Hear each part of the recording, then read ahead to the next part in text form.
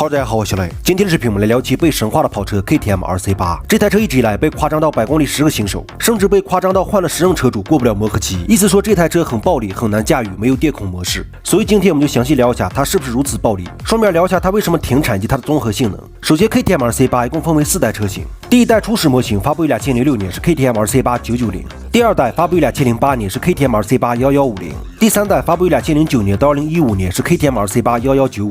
最后一代在2018年组装过一台 KTM RC8 1290，在这期间2010年发布过红牛限量版，也发布过 RC8 毒液版，包括以 RC8 为基础建造的电动版。我们今天主要聊2008款到2015款。首先第一代 RC8 是一台液冷1148cc4冲程75度微型双缸发动机，每缸4个气码，最大马力 152.2 匹，最大功率在1万转爆发113千瓦，最大扭矩在8000转爆发120牛米，0百加速 3.1 秒，最高时速279。3.1秒这个加速成绩连前20都排不进去。给大家看一下加速成绩表，排名前20的分别什么车？用的6速变速箱，实时多片离合器，各木管车架，前后 WP 节正，座椅高度805，整车净重184公斤，油箱容量16.5升。当年第一代 RC8 实际有很多通病，比方说发动机漏油，气门油毛响应不佳，并且它当年直接竞争对手不是日系车，而是同年份的杜卡迪1098。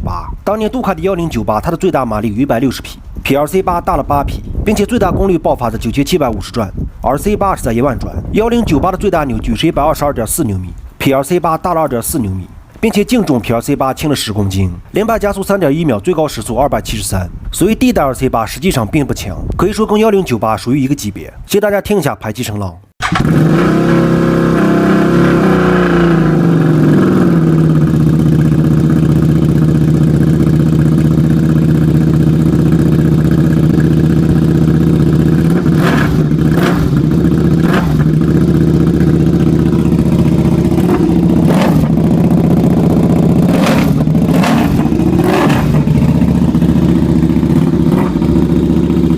第二代09款到2015款 RC8 1190，从这代开始，它用的是一台液冷1195cc4冲程75度微型双缸发动机，每缸4个气门，普通版最大马力167匹，2版的最大马力175匹，最大功率在10250转，爆发129千瓦，最大扭矩在8000转，爆发127牛米。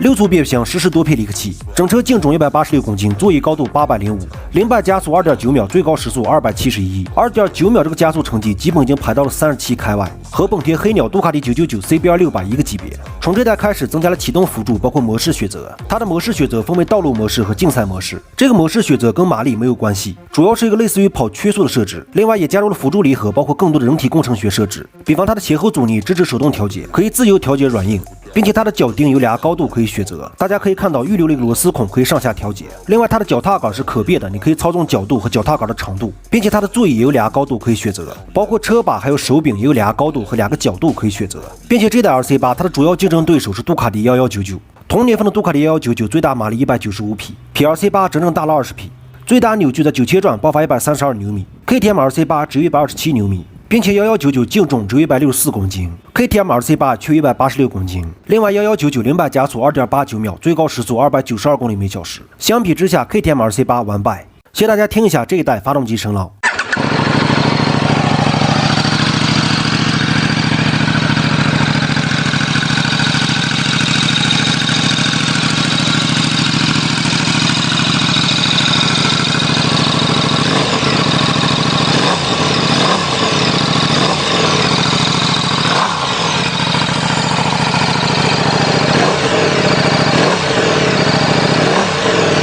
聊到这儿，我们先聊第一个疑惑 ：KTM RC8 为什么停产？首先，第一 ，RC8 是一台06年就已经做好的车型，而它的首席工程师在2006年9月2号突然去世。这位大佬的去世对项目和引擎的开发都是巨大的伤害。第二件事就是上市的时候是2008年，08年的时候是金融危机。第三是因为金融危机导致 RC8 的供应商有8到9个已经倒闭，这就直接影响了后期 RC8 的产量。所以 RC8 从08年到15年总共销售1750台。谢谢大家听一下这个双排气声浪，我们继续聊。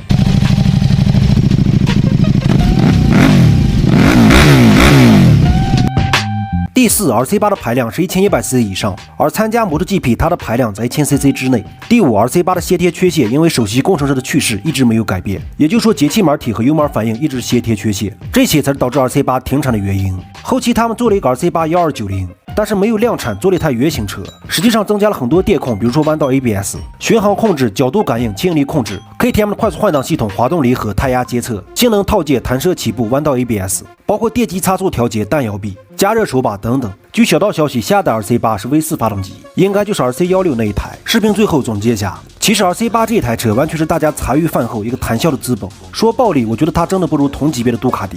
我这样说，大家可能觉得你骑过个什么车，牛逼哄哄的。其实曾经的跑车都没有电控系统，甚至连档位和油箱显示都没有。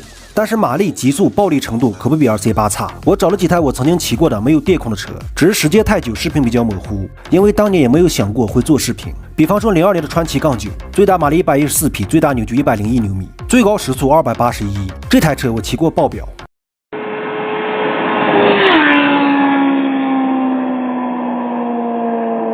再比如03年的雅马哈 R11，最大马力152匹，最大扭矩104牛米，最高时速277，这台车我也骑过爆表，甚至骑到它泄漏冒烟。这个破鸡巴玩意儿，操！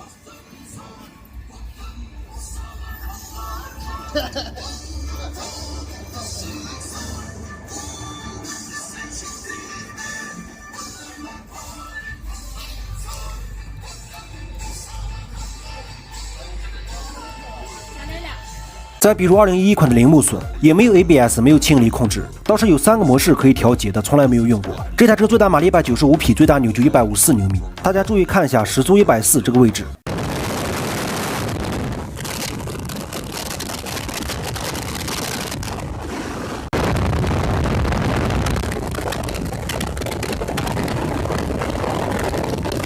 其实曾经的很多车都没有电控，以前的那些老水车玩家，我是最菜的，这也不活到了现在嘛，所以没那么夸张。更别说自己改过的车，有时候连个仪表都没有。